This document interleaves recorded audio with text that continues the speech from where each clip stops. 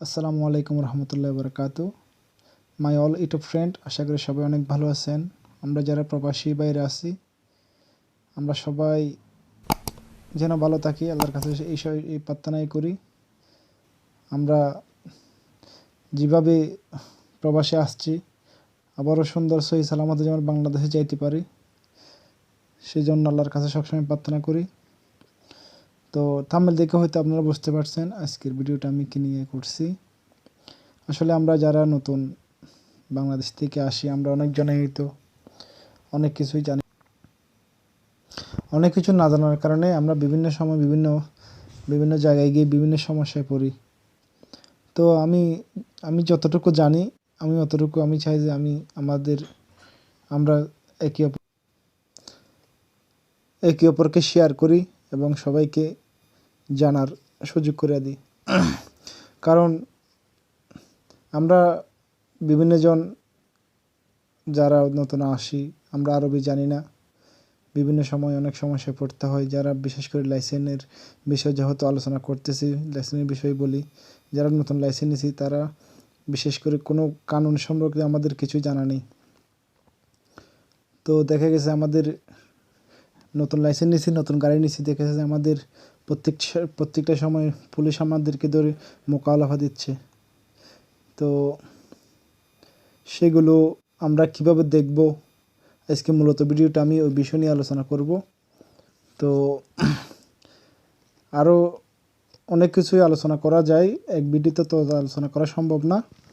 তো আমি চেষ্টা করব, আপনারা যারা আমার ভিডিও দেখবেন অবশ্যই কমেন্টের মাধ্যমে জানাবেন আপনাদের কোন কোন বিষয় জানার দরকার আছে। আমি চেষ্টা করব আপনাদেরকে ওইরকম ভিডিও দেওয়ার জন্য। তো মূলত আমার আমার বিষয় না, সাবস্ক্রাইবার আমার কোনো বিষয় না। যদি আপনাদের ইচ্ছা হয় সাবস্ক্রাইব করবেন, দেখবেন, ভালো লাগলে অবশ্যই কমেন্ট করে জানাবেন। তো আমার মূলত উদ্দেশ্য হলো আমাদের বাংলাদেশের ভাইদেরকে হেল্প করা, বিষয়গুলো জানানো। আমি জানতাম না, আমি ইউটিউব দেখে শিখতে পারতেছি, শিখছি। তাই আমার যারা ফ্রেন্ড আছে, ইউটিউব ফ্রেন্ড, আমি মনে করি তারাও শিখুক। তাই আমি ভিডিওগুলো নিজে যতটুকু জানো ততটুকু শেয়ার করতেছি, বস অতটুকুই। তো দেখুন বন্ধুরা, আমার কাছে অলরেডি সফটওয়্যারটা আছে। আমাদের একটা সফটওয়্যার ডাউনলোড করতে হবে, এই সফটওয়্যার ডাউনলোড করতে হবে, ঠিক আছে। তো প্লে স্টোরে গিয়ে আমরা লিখব, দেখুন বন্ধুরা, আমি ডাউনলোড করছিলাম, যে ডাউনলোড করা আছে ROFI, শুধু ROFI লিখলে হয়ে যাবে। দেখুন আমি দেখাচ্ছি, চান্স বক্সে লিখবেন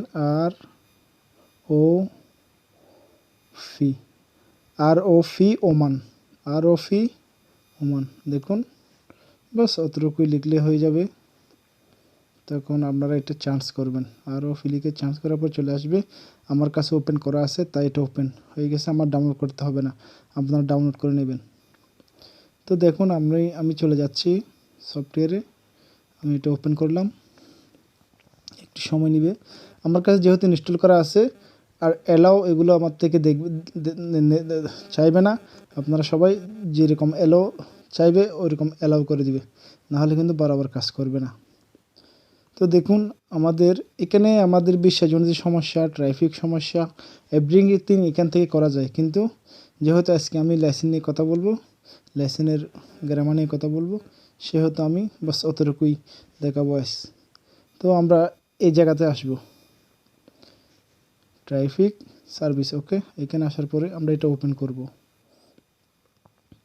তো এখানে ওপেন করার পরে এখানে কিছু ইংলিশে বলছে, এগুলো আপনাদের পড়লেও কোনো সমস্যা, না পড়লেও কোনো সমস্যা। এখানে লিখছে যে আপনার লাইসেন্সটা স্ক্যান করতে পারবেন, কিংবা এখানে আপনার সিভিল আইডিটা একটা নম্বর আছে, নম্বরটা লিখেও দিতে পারবেন, ঠিক আছে। তো আমি দেখাচ্ছি, আপনারা এখানে আসবেন, স্ক্যানে আসবেন, ওকে। স্ক্যানে টাচ করবেন, আমার পতাকাটা আমি স্ক্যান করতেছি, দেখুন।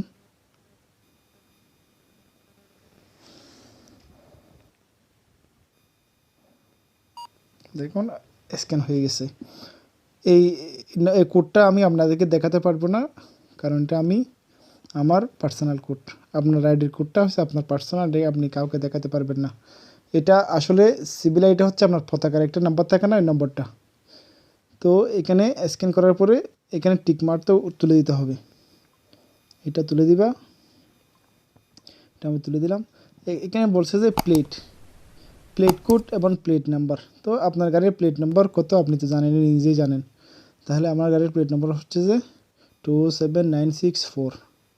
তারপরে আমার প্লেট কোড হচ্ছে ডবল এ হয়ে গেছে, আমার তিনটাও হয়ে গেছে। তো আমি এখানে স্ক্যান করব, এখানে আপনি ওকে বন্ধুরা।